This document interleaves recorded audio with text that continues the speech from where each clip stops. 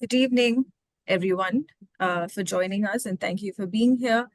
My name is Asha, and I work with the Word Lab and the library teams at the Indian Institute for Human Settlements in Bangalore.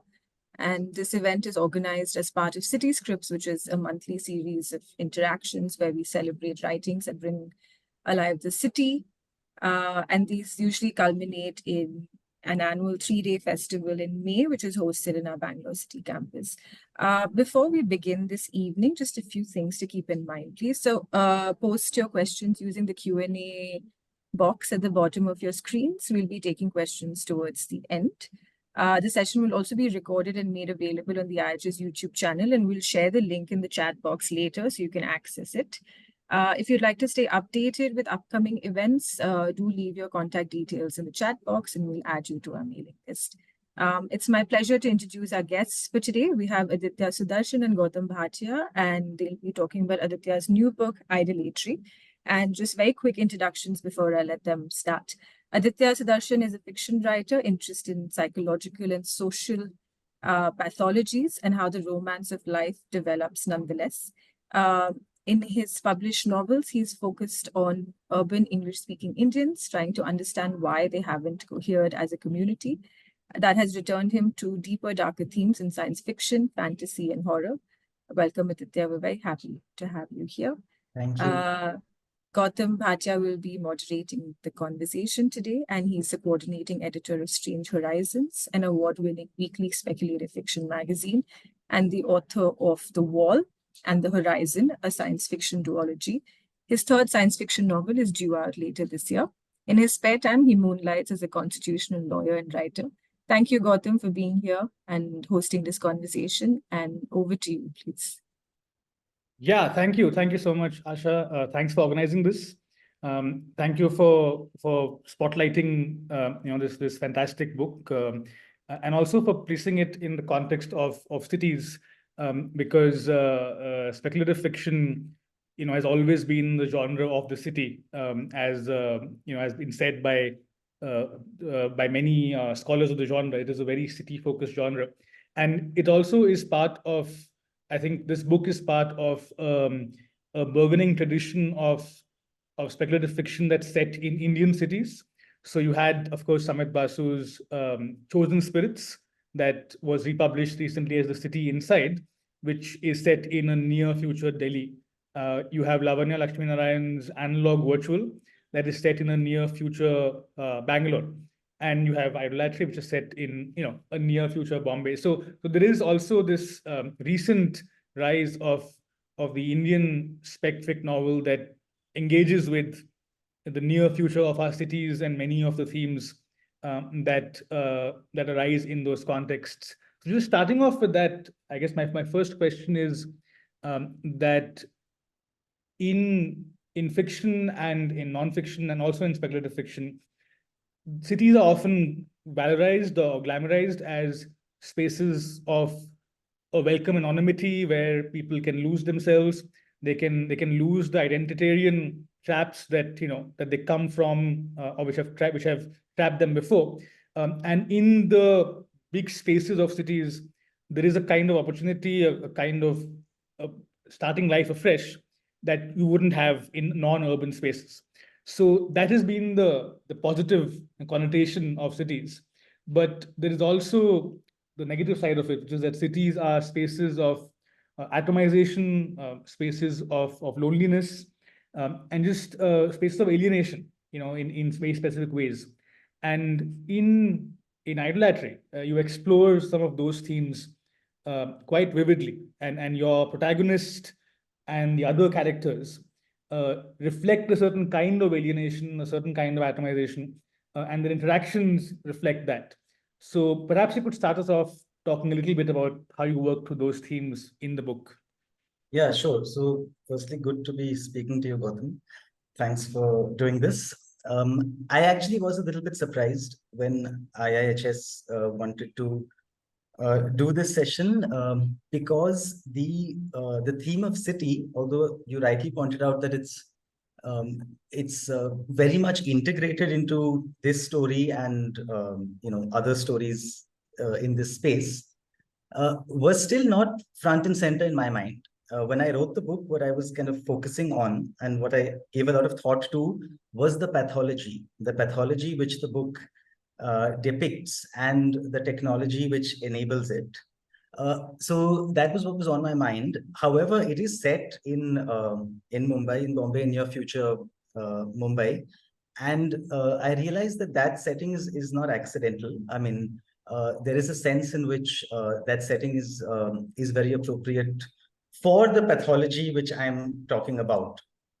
So, so to expand on that, I mean, what we need to do then is, because you brought up these concepts of alienation and atomization as being something one experiences in a city. So if you sort of kind of briefly survey these concepts, it seems to me that although poetically we associate alienation with the city, alienation is not an urban phenomenon. Alienation is an existential phenomenon. I mean, it's simply part of the human condition that there is something or the other in one's environment, in one's reality, which is ill-fitting, which does not sit well with one, or something in one's own body or one's family, whatever it be. And I think that, wherever you are, you experience this alienation. The moment you come to yourself, maybe it isn't the case for a child, but the moment you sort of come into your own, you have alienation. And the city, I think, is so all the things you said in the beginning, the welcome aspect of the city is what I would emphasize here, which sort of reconciles the two. Because the city is a space where you can receive some succor for your alienation. I mean, it's a kind of place of recourse, so that, by enabling all kinds of productive activity, by enabling all kinds of new concepts of identity, of organization, of endeavor, I can kind of involve myself in something ethically productive, ethically meaningful, and I can keep alienation at bay. However, I haven't conquered the alienation, because the alienation did not arise in the city. The alienation was existential. The city gave me a kind of recourse against that alienation. But just like a painkiller is not curing the pain. And every now and then when it wears off, I feel the pain. So the fact that cities are places where people can poetize the condition of alienation, firstly, it already shows you that the city has given them some breathing room, because otherwise alienation kind of has you by the throat. So there's no question of waxing eloquent about alienation. If a person is able to do that, which is possible in the city, it's because there is some recourse vis-a-vis alienation, but at the same time it still exists, and you're reminded of it. So in that sense, it's the opposite. The city would be the place where alienation is kind of dealt with.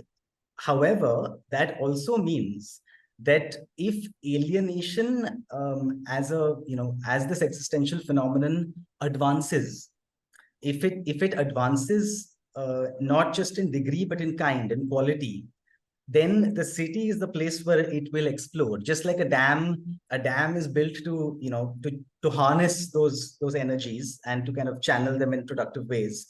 But beyond a point, if things develop beyond a point, then it's precisely at the dam where you're going to have, obviously the dam will burst at the dam. So because this book is looking at a kind of a fresh quality of alienation, and a profound alienation. So the city is the place where that will happen, and it will happen by exploding the recourse and the various institutional and other apparatus which we had, humanity had managed to put in place.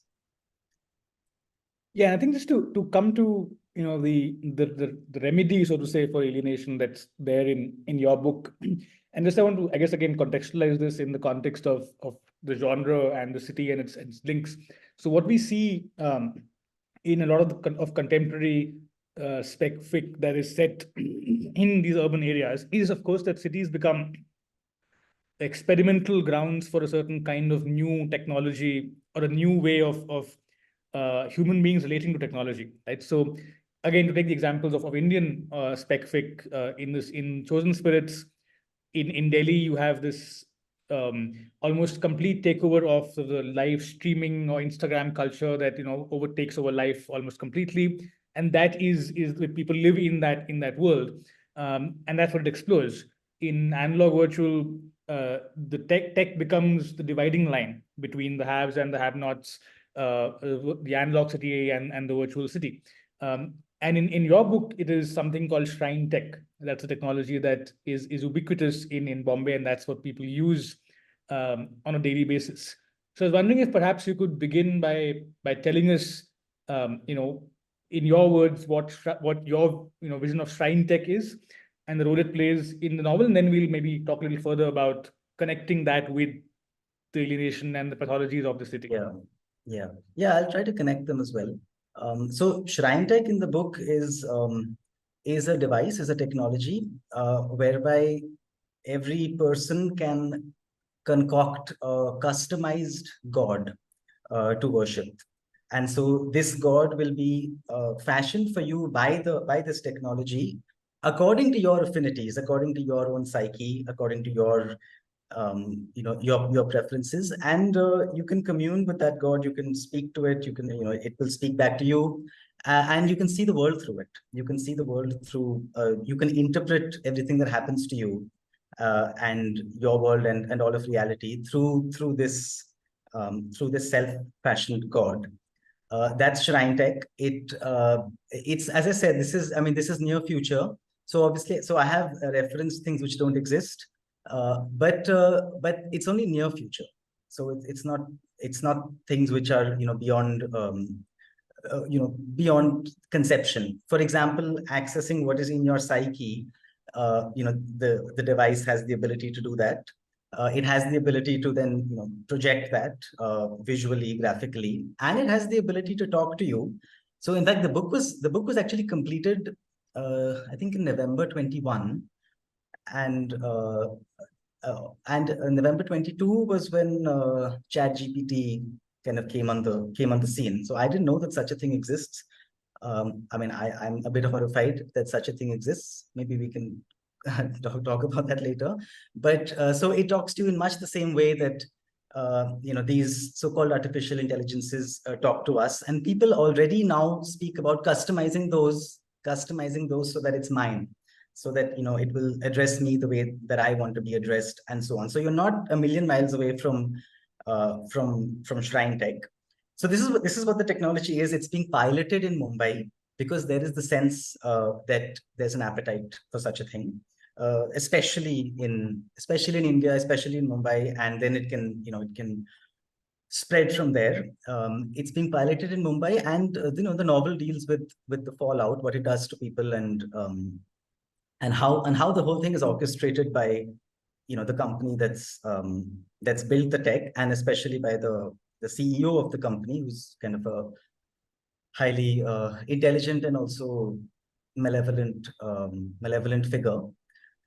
Now, what this has to do with alienation is that you can see that what would be the profound alienation, what would be the qualitative leap in alienation, is alienation from alienation, is alienation from every finite kind of alienation, which is only possible if I try to get rid of reality itself, try to constantly substitute my relationship with reality with my relationship with my own ego. So that if I can commune with my ego, as continually as possible, I can then get rid of that relationship in which all my finite alienations existed. So that's something new. That's a qualitative increase in alienation, although it manifests perhaps as a kind of happiness or a kind of frivolity, something of that nature. So this is what is happening in the book. Yeah, just to follow up a little bit on Shrine Tech, there is a central motif of the book. So when I began reading the book, it's what struck me about Shrine Tech is that this is basically the Protestant vision of religion taken to its extreme, in that instead of having or catechism that's sort of, communally enforced by, the head of the religion. You have each person having their own individual relationship to God, taken to its extreme, where you basically create your own God, or God is created based on your desires through an algorithm, obviously. And you can commune with your own God in your own way. So that's effectively the privatization of religion taken to its absolute extreme, or the individualization of it. But then, as the book goes on, you have some very, very eerie and disturbing scenes of the way this works in groups as well. And the way that translates from individuals to group worship. So I was wondering, how you work through those themes of on the one hand, shrine tech becoming this really privatized version of religion by algorithm, individualized to your taste, like ordering food, it's making suggestions, so it's making suggestions for how to worship your God. At the same time, it can't really exist without having that, oceanic feeling of religion as well. So how do you work through those themes in the book, or your thoughts about that? Yeah, well, one aspect is that it is whatever floats your boat. So if that is group identity, it may not be, right? It may be, my ego might want to kind of exalt itself as a lone wolf sort of figure, or as a superhero figure, or it might prefer to involve itself, absorb itself into a larger grouping, people in Mumbai, or the Indian English speaking community, or artists or writers, whatever it be. So it still is my ego, propagating what it wants. That's one way in which the technology would work across individuals or groupings, as you like. But what you pointed out also has another aspect, which actually is which is conceptual. And this is where I would also say that this is the bent of mind that shrine tech enables, wherein you want to exclude reality, you want to commune with your own ego. I would say that already exists, and it already exists through technology that creates what you might call the public. So we already have that. We already have enough media and enough continuous social media that people can abstract from any particular concrete relation, and live in a world of reflections. My thoughts, your thoughts about me, my followers, my haters, and I can actually continuously interpret everything in terms of this, in terms of something that I said. These are the people who hate me. These are the people who like me. Whether they hate me or like me, here it amounts to the same thing: is that they keep me propped up, above the sphere of contact with reality. So what I mean is, it's a bit like, if you want to attack something like the relationship with reality, you really need to puff yourself up, because it's then with the it's the animal part of the person, the mind body part of the person, which needs to rebel. And that rebellion, as it occurs in this category, is always through a puffing up, is through a kind of aggregation. So the egos must combine with each other, so that we can all, what we're looking for here are accomplices. Because my victim is anyway reality. My victim is actually not X or Y. My victim is reality. I need an accomplice for my ego to remain above ground. And I think this kind of thing is already possible. That's the really, for me, that's the really disturbing aspect of what this book actually deals with. Disturbing, not in the sense that I am so disturbed by it that I've sort of written this in anxiety. No, it's not that, because I have some confidence about the phenomenon. But I do think the phenomenon is not only imaginary. Shrine tech is imaginary, certainly. But shrine tech is let's say the fruit of this medium, and this medium already exists. I mean, we already have the ability to do this, the ability to tap into this bent of mind, wherein I don't really ask, what do I think about something, or what is my relationship with something. I ask myself, what does the public think about this? and and everybody in the public, that's what the public is, right? You form as an empty abstraction.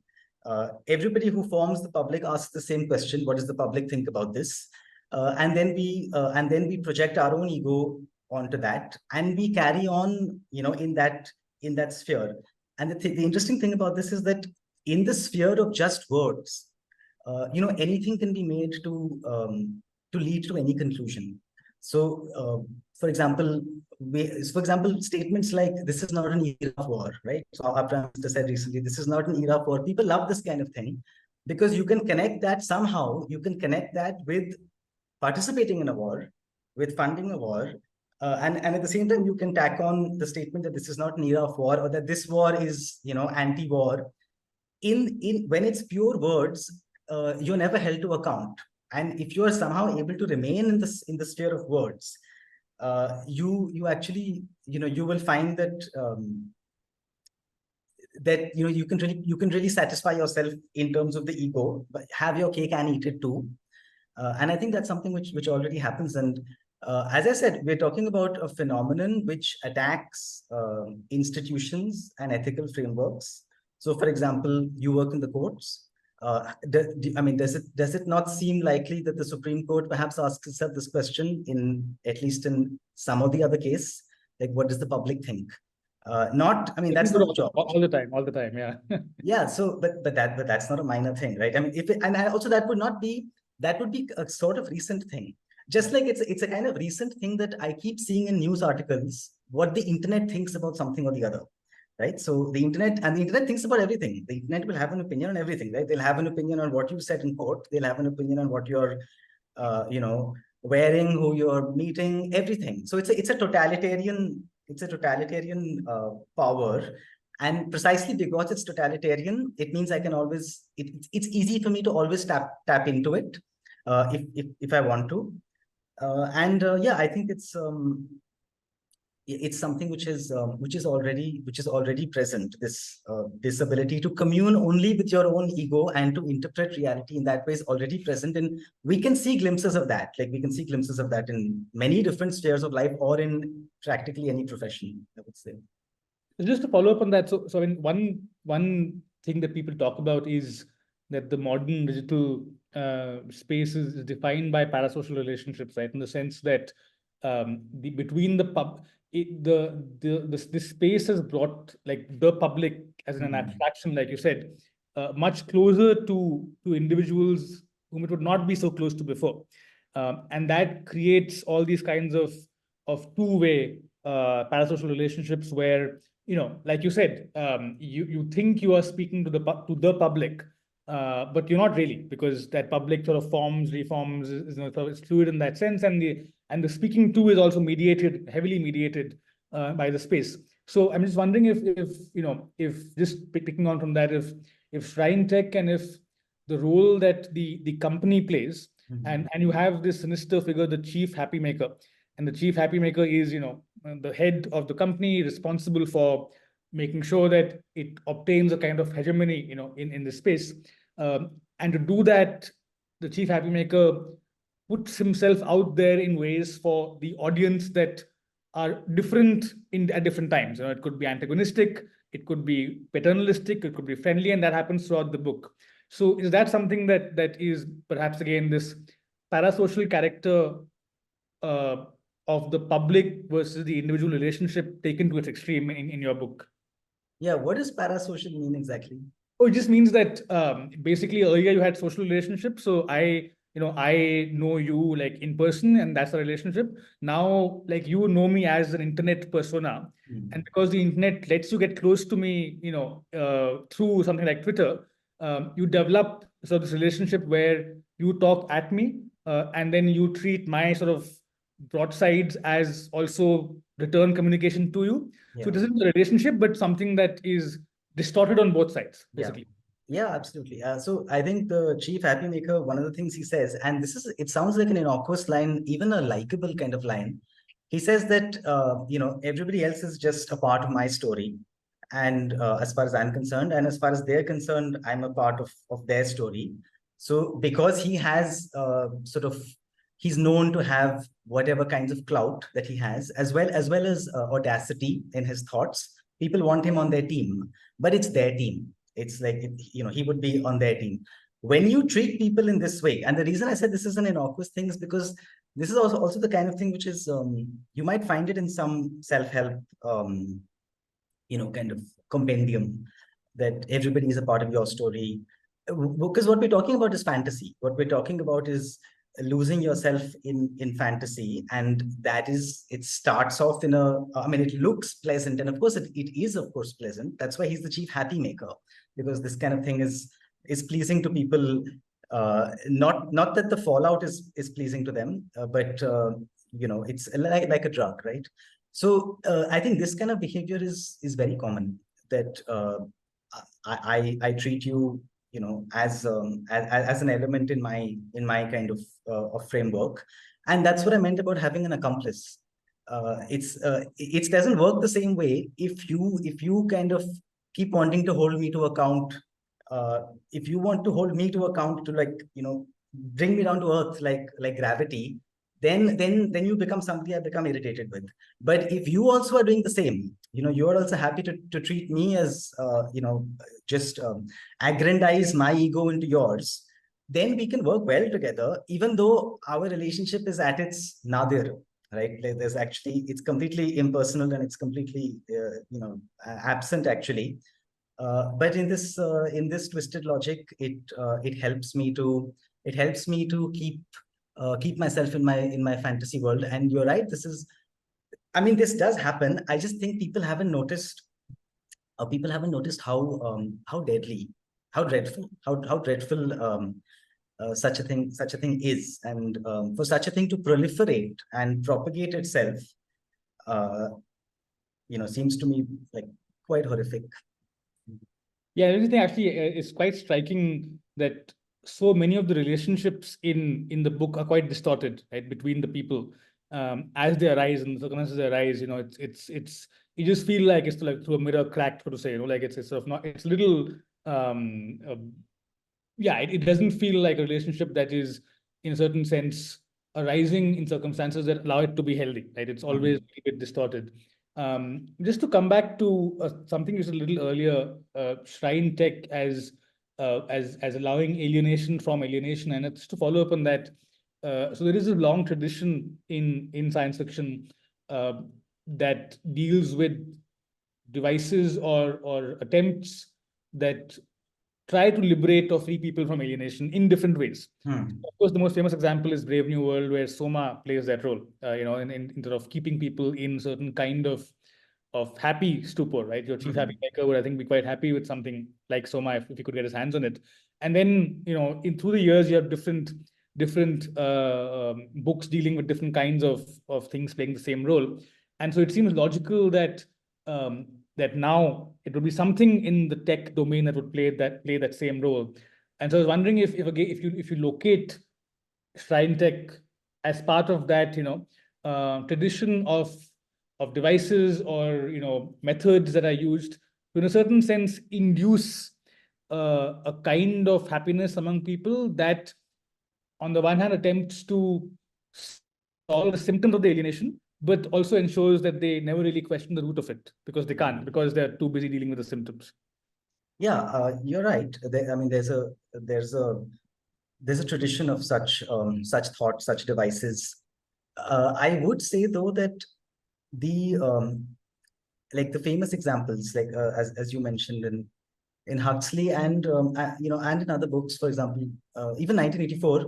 The kind of orchestration of somebody's reality. The difference is that there is still a kind of forcible imposition of some of the other framework. So those cases would fall under the category of some or the other kind of fascism, and they can use technology to do that. But to actually to take the next step, to completely do it, it has to be voluntary. It has to be done volitionally. It has to be, therefore, the act of an accomplice to behave in such a way that I disable my capacity to relate. So it's a difference between, some kind of unlawfulness and complete absence of the possibility of of law.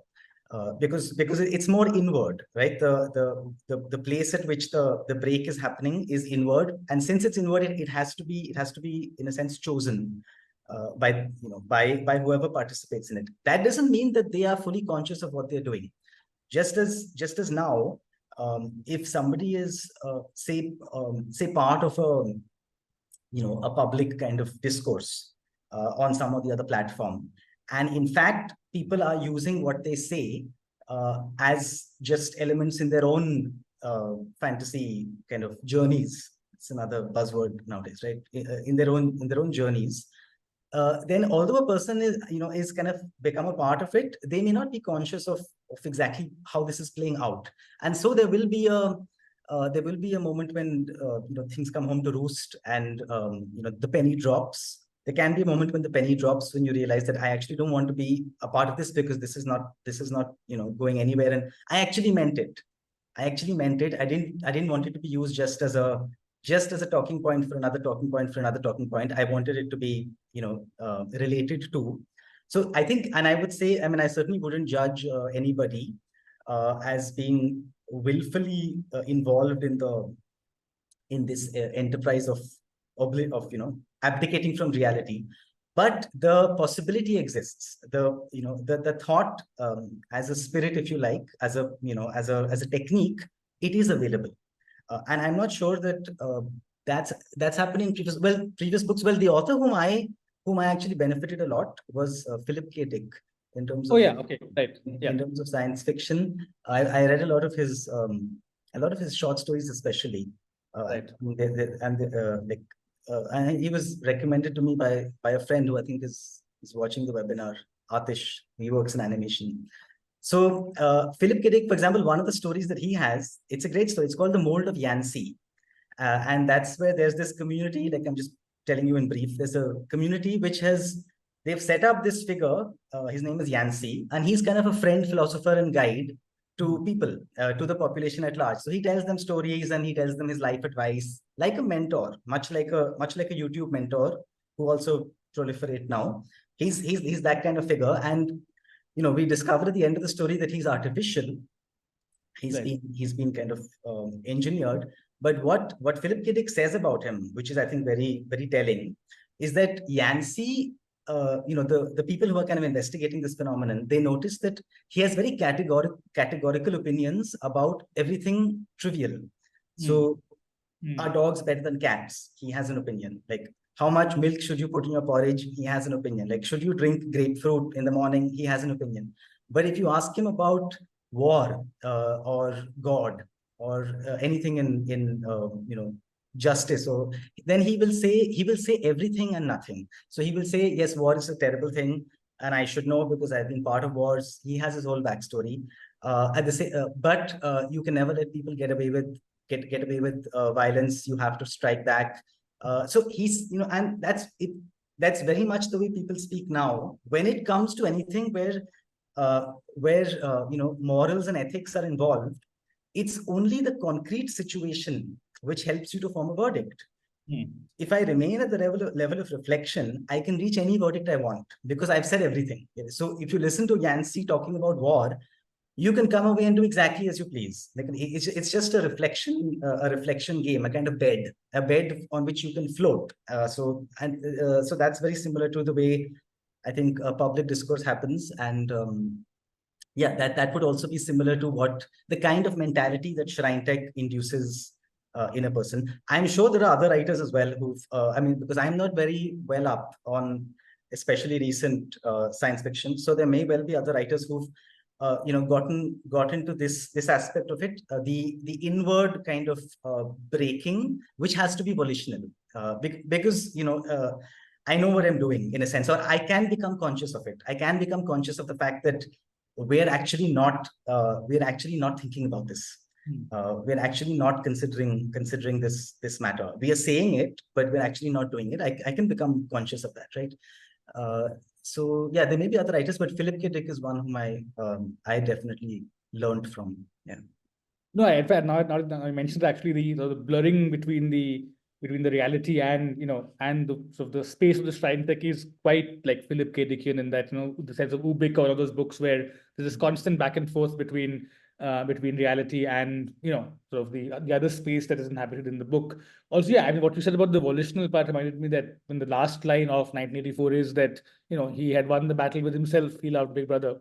So ultimately, it is the true victory is in to make you want to do it yourself. But again, unlike like you said, in 1984, there is a state that's doing it. And one striking thing about Yeah, and also just to mention, like, I mean, 1984 doesn't. I mean, Big Brother doesn't make him say that. I would say he says that, but Big Brother doesn't make him say that. In fact, he's a little bit untruthful. This fellow, even when they are kind of torturing him. I mean, the implication is that your spirit is being broken. But your spirit is not being broken because it's like, yes, you're psychologically and physically being tortured, but you break your own spirit. I mean, spirit is, or one says there's no such thing as spirit, that's a different matter. But if we get to volition like that last sentence, I mean, he doesn't have to say that, right? That he volunteers it. He volunteers it, yeah. But in fact, the interesting thing is that, and was made me think actually the striking thing is about your book, which is not 1984, is that the state is not here, right? So there is a certain kind of coerciveness going on through the book, but the state has vanished. It's not the state that's doing it. So I think it is very interesting how the state retreats and what it's filled by, all of that. So I think that's something that's sort of different in this book, that it's the same kind of thing that's happening in 1984, but the agents and the relationships are quite different. So I think that's something worth thinking about a little deeper. Just to come back to the cities bit, right? So there was a prediction that was often made that rising urbanization would also see a general rise in what we broadly call progressivism, right? And a part of that being the gradual retreat of religion as being an important force or having valence in people's daily life. So the argument being that the more you urbanize, the more cities there are, the more people of different cultures, ethnicities come together. The more that tech starts playing a role in life, which is in urban spaces, the less religion, space religion will have. That, of course, has proven to be completely incorrect over the years. And I think that one question I had was that is shrine tech, in the way it evolves in the book, responding, to use the term you used in the beginning, an urban pathology, right? So is it responding to a specific kind of pathology of modern urban life, and giving people something as a salve to that, that they can then use? So do you see that a connection over there in your mind? Again, I would say what I said at the beginning, that yes, it must take place in the city, but it's not of the city. This reminds me of there's that famous poem by Yeats, The Second Coming, in which he's talking about this some kind of monstrous beast, and he writes that it comes into being somewhere in the desert, and then he says, what rough beast, its hour come around at last, slouches towards Bethlehem to be born. So it goes to the city. It goes to the city to be born. It exists before. Where does it exist? I mean, you would say in the human heart or something like this. But it goes to the city to manifest itself, because that's the place where the place which is kind of holding back the tidal waves of alienation that has to be taken over. The coup has to occur in the palace, right? I mean, where else will the coup occur? Why does this happen? I don't know. That takes us a little further afield. Like, why should there be this kind of upsurge in pathology? If there is, I mean, I say there is, but I would only say that this particular dream, right, of technology and institutions and organizations sorting things out, it doesn't happen that way. And I think people basically are onto that. People basically are onto that. Anxiety is onto that. That you're not, you can say all you like about, I want to prepare for the next pandemic, that nobody has any particular confidence in that kind of preparation, especially given that we're not even able to reckon with why this one happened. And that's another example of living in a public discourse and not being connected with reality. Otherwise, how is it possible that in a world where we are always talking about, feedback as a management mantra, feedback, and then addressing the root cause and so on, but when it comes to like how did this devastating pandemic occur, we really don't want to put it to the test. That was it because of something foolish and perpetrated by the best and the brightest? Was it's something which we don't want to put it to the test. We would rather stay in the realm of words. He said this, but he belongs to this grouping, and attack credibility and back and forth and so on until it's forgotten. It's drowned in the talk. So I just think that this whole dream of this vision of technology solving mankind's ills doesn't work out, and people know that existentially. They know that the unconscious part of them knows that. So then there's a kind of clamoring for a stronger remedy, and it doesn't have to be in the pathological sense. I mean, it can also be in some very sublime sense. Of course, both of those possibilities would also occur simultaneously. But I think that's how I would explain such a thing, that the promise is false, and people are conscious of that. Right. Well, yeah. There's one more question and we'll open it up. Before that, just so if anyone in the audience has questions, please put them in the box, and we'll put them to the author. So the last question from my side at least is away from the tech part of it and the shrine tech aspects of the book. So in India specifically, urban spaces have always been the sites of specific kind of spectacular and also very publicly performed violence, which we euphemistically refer to as riots, or the riot, which is famous, notorious, and of course Bombay itself had its own history of that. And without giving anything away, of course, which is in the book does tap into the relationship between public violence and the city in the Indian context. So I was wondering if that was something you were working through in the book, and whether that was something you were consciously looking at, the Indian city as a site of a certain kind of violence. Yeah, well, again, it wasn't conscious, but you're right. There is a kind of synchronicity in these events which I've written about, these sort of large scale happenings and history. But I would say that the connection there would dovetail with the more core reasons for choosing Mumbai and India. That there's something in the crowd psychology which is, say, already conducive to such a technology, to such a bent of mind. Just for example, just the other day, right? I think the Prime Minister said that we are sending 4 people to the moon. Yeah. Not to the moon. Sorry, we're sending 4 people into outer space, right? Yeah. Yeah. But we're not sending 4 people into outer space. We're sending 140 crore people into outer space. So again, the implication being that 4 people is nothing. Like, what is it to be a person? Like, you must be part of a massive, abstraction. Only then are you something. So this kind of love for the crowd is, it's something which one can pick up quite easily in our culture, and therefore, large scale crowd violence and whatever goes along with that sort of fits. One thing I would say about the violence which is in the book, again, there has to be a qualitative difference if the book depicts what it wants to depict, right? So the qualitative difference in the violence here is that your enemy is, again, not exactly X or Y. It's the damage is collateral. So right. If my rancor is against existence, because we've reached that, we've plumbed those depths, I might lash out.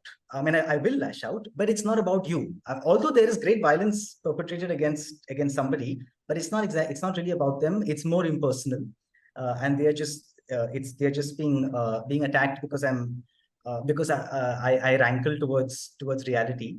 I think this kind of violence is also something we can glimpse in world affairs, where it seems as though all the damage is collateral, and the stated enemy just seems to be a pretext, because vast swaths of damage are regarded as that's not what it's about.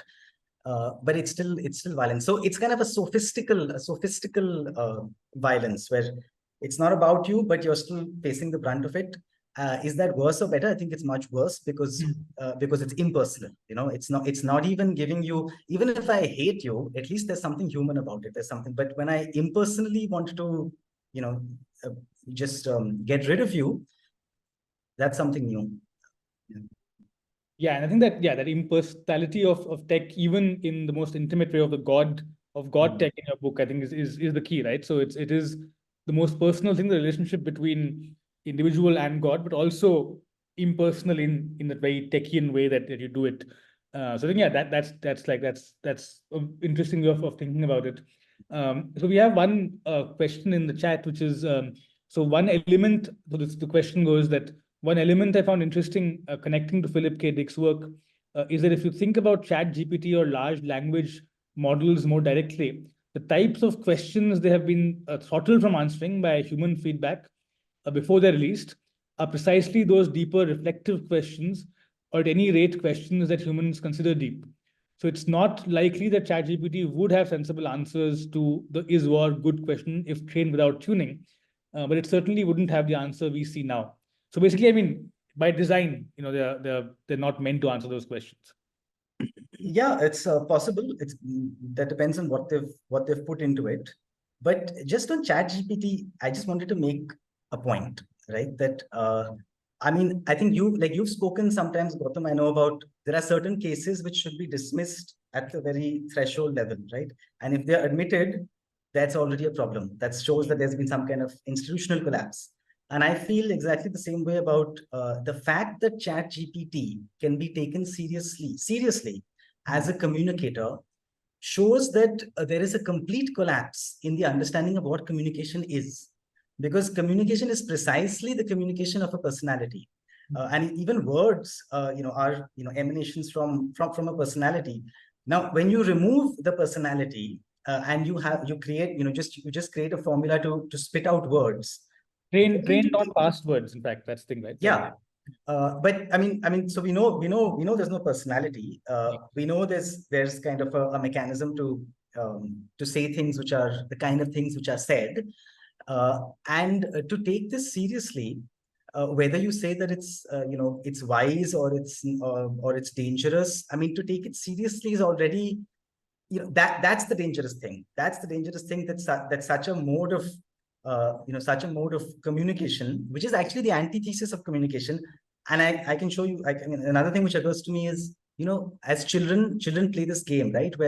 And all children cotton onto this at some point that, so say something. Say something. Idolatry. Idolatry. Yeah. No, Yeah. idolatry. Yeah. Yeah. I repeat whatever you say, right? Okay. So Yeah. children play that game, right? They repeat whatever Yes. whatever the other person says. It's very irritating. There's nothing Yes. you can do about it.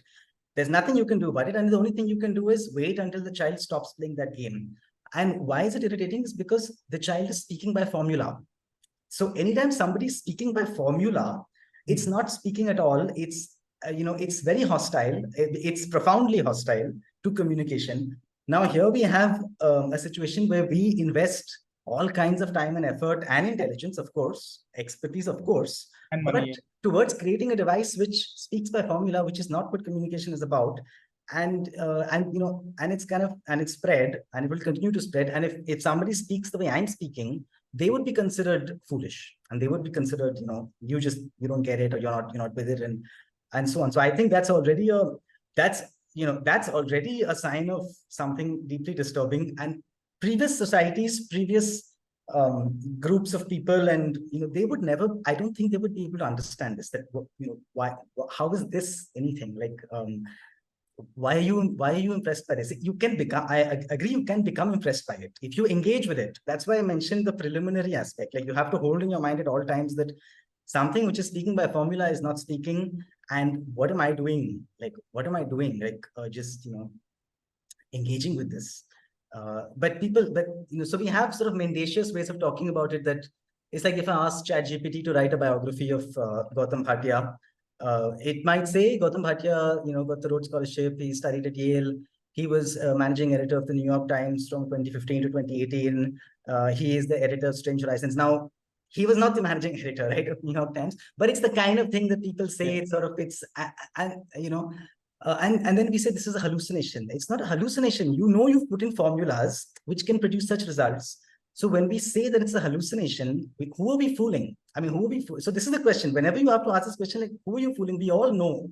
It's not like in the olden days where there was a statue and maybe the wind blew in a certain way. Something happened which was not engineered to happen. And so you interpreted that as the statue speaking. That kind of idolatry is not idolatry at all compared to this. I mean, there's something genuine about that. But when you know that you have engineered it, then to be impressed by it, the work of my hands, is idolatry to the second power. And so against ChatGPT, it already exists. So yeah, I don't know if I answered the question exactly. I think also the complexity doesn't matter there. Like if it's wrote yeah, response, exactly. If it should be stopped at the threshold, then it should be stopped at the threshold, right? That's how I see it. Yeah. Yeah. So Atish asks, what does the author have to say about the Zeitgeist in a country where the regime seems to be concocting an idolatry of a kind never seen before through the use of technology and media? Did you anticipate this while writing it? Is it fact mirroring fiction or vice versa? I think the phenomenon which I look at is not tied to a regime. It's I mean, certainly the regime might exemplify it. The regime might be an exemplar of it, but that doesn't mean the regime is the source of it or the inventor of it. I think it's a much more global kind of occurrence and possibility, which has kind of captivated people, across the board, and across societies, across cultures. Wherever technology and the associated awareness has been built up, which is in most places, so that the same kind of frenzy can be, or artificial reality can be whipped up here, is no doubt true, but it wasn't where my thinking on this topic began. And the reason I would say that also is because I don't want to kind of go back into the discourse about particular fascists or particular kind of bad leaders, because I'm talking about a bent of mind, and that's something beyond. I'm precisely talking about something beyond fascism, which is actually to do with fantasy. And I think that's also a lens by which a lot of what we are seeing in our country can be interpreted more profitably. If you interpret it in terms of playing to fantasies and trying to live in a fantasy world. Yes, of course, if you talk about things like Amrit Kal, I mean, we have this kind of talk happening all the time. Another example I saw recently, the Home Minister said that in the next 5 years, our criminal justice system will be the most advanced in the world. And I mean, is he talking about our criminal justice system, which has, or our justice system, which has a backlog of 300 years? I believe, right? I mean, I think that was what came out recently, that the backlog of cases is 300 years. I understand that the backlog of cases is 5 or 10 or 20 years, you can talk about reforming it. When the backlog of cases is 300 years, and then you would tack on to that this will be the most advanced in the next 5 years, you've obviously managed to detach yourself from reality. You've obviously been able to do that, and that means you're tapping into something, but you didn't invent it. But certainly you may exemplify it. Yeah, I think, of course, one thing, the way power works, or this kind of fascisms that are there in the book, are the more disaggregated, granular kinds of, power relationships, and less the overarching centralized one in your book. We have, I think, a couple of minutes left. So unless there's no other question, I'll just ask one more, which was in my mind. So one thing, and of course, please, anyone welcome to put your question into the box. So one thing that you've mentioned outside the book is that what interests you is, among other things, the lives of English-speaking Indians in these urban spaces, and of course, the characters who inhabit, the book are of a certain class, a certain caste, and of course, are predominantly the English-speaking urban group of people. And the relationships are, of course, the signposted by cultural references and other things that are the preserve of the English speakers. So yeah, I was just wondering if you could perhaps talk a bit about that. The choice of characters and the fact that your sort of protagonists are the English speakers of a certain class in this urban space. Yeah, it's because I find it a very problematic community, internally problematic, in the sense that as when Asha read out the bio that I had sent her, I had mentioned that they haven't cohered. I've tried to understand why they haven't cohered. That has returned me to deeper, darker themes, right? So that already tells you something. What I mean is that you have a group of people who somehow persist with a self-loathing about their influences, about their their cultural capital, and at the same time who are highly influential and have a finger in every pie, as it were, in terms of what's going on in the country, the institutions of the country, and so on.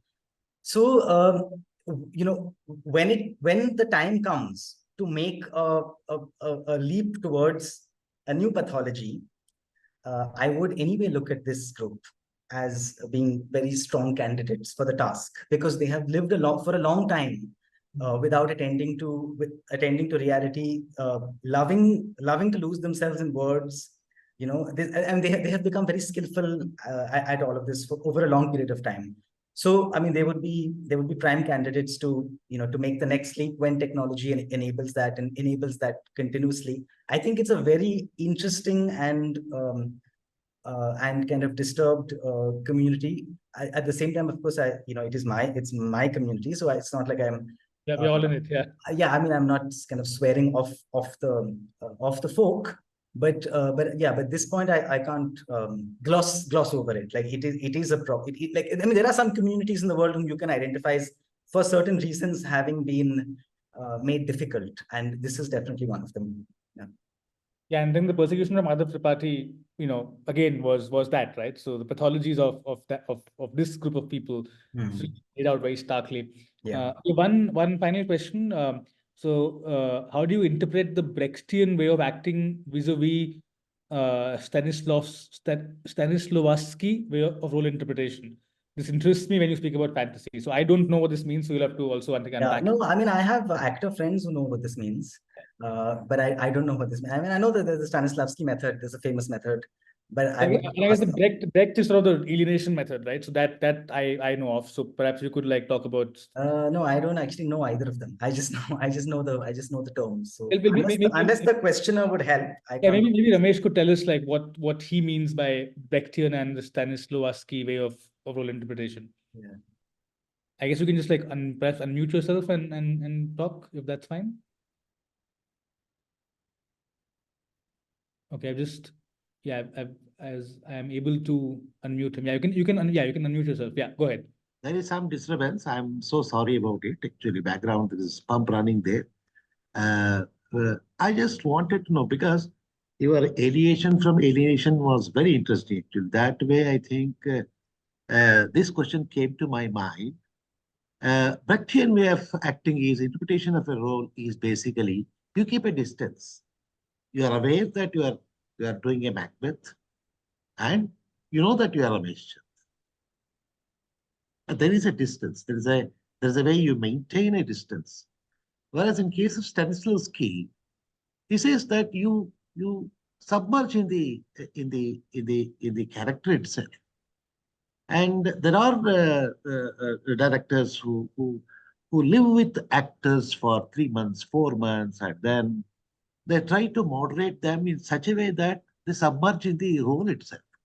So your argument of the fantasy alienation against alienation, and the whole way the fantasy world is being created, and also the shrine tech somehow was very relevant in this context. Basically, you play around, we play around now. Basically, we play around, we think in that fashion. So that was my question. Maybe I think you can react to it. Yeah, no, I understand what you're getting at.